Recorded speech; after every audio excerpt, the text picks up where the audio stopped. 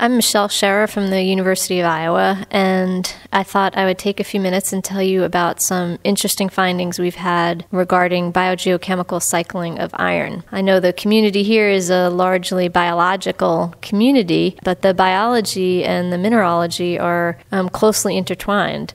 And as I show here, you can look at significant variation in the redox zones, and as you move from a more oxic environment to a more anoxic environment, you move through the different microbes depending upon what electron acceptors are available. Well, as you do that, the iron mineralogy changes significantly.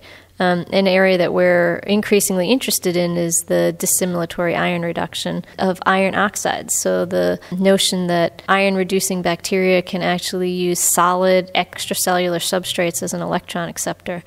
So what happens when you do that, when you have these iron-reducing bacteria reduce something like goethite or magnetite, as you see on the right-hand side of the slide, you release iron-2. And as an environmental engineer, my interest has been how does that reaction of iron-2 occur at the iron oxide interface. And so what we've discovered is that there is an electron transfer reaction between the sorbed iron-2 and the iron-3 oxide. And the way we've been able to demonstrate that is using Mossbauer spectroscopy. Mossbauer spectroscopy is element-specific as well as isotope-specific. So it is specific to 57 iron.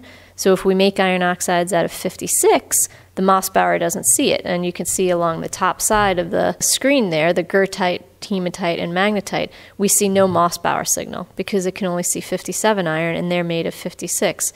When we react those with 57 iron-2, we get a Mossbauer signal, and those are all iron-3 signals. So we can demonstrate that the iron-2 that's reacted with the iron oxide has been oxidized. Another thing, we've also played some more isotope games to look at how the interaction of this aqueous iron-2 with the iron oxide occurs. And what we've done is we've created a tracer experiment, and we've done this in collaboration with Clark Johnson and Brian Beard at University of Wisconsin.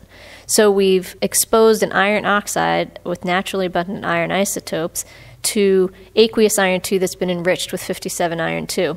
And you see this here on this diagram here where we show the mass balance. We show that at the aqueous iron-2 enriched, so it has a concentration upwards of 840 per mil, 57-56 ratio, and the goethite iron is just naturally abundant.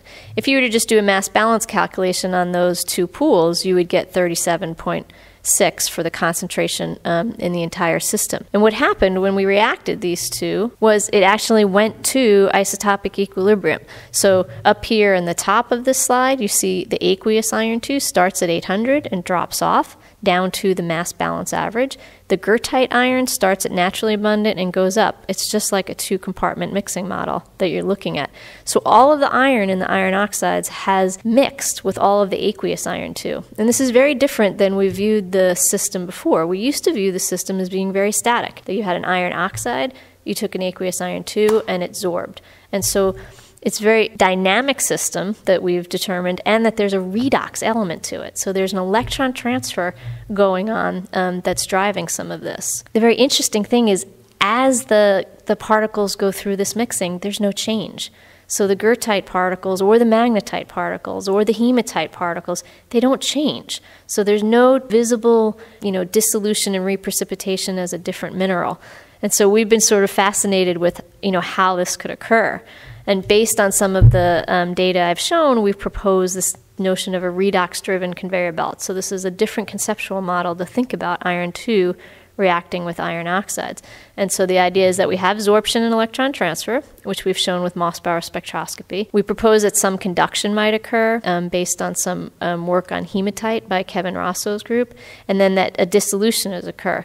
If you have these two steps, absorption, oxidation, and dissolution, both occurring at spatially separated places, you can envision a way that those middle iron atoms could actually mix with the aqueous iron-2.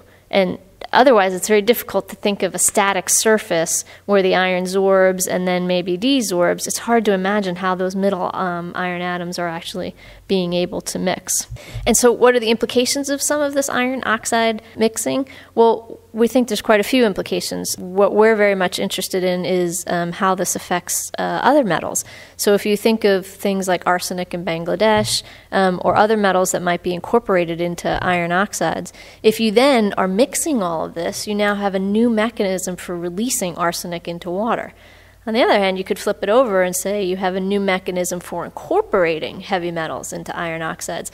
And that's of keen interest to us as environmental engineers who are looking to protect water quality.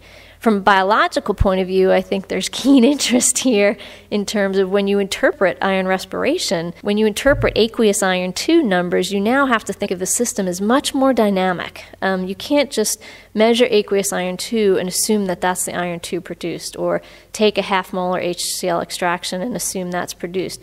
You really have to look as the whole mineral playing a role in there. And so that's what we've learned in the last 10 years about iron 2 reacting with iron oxides.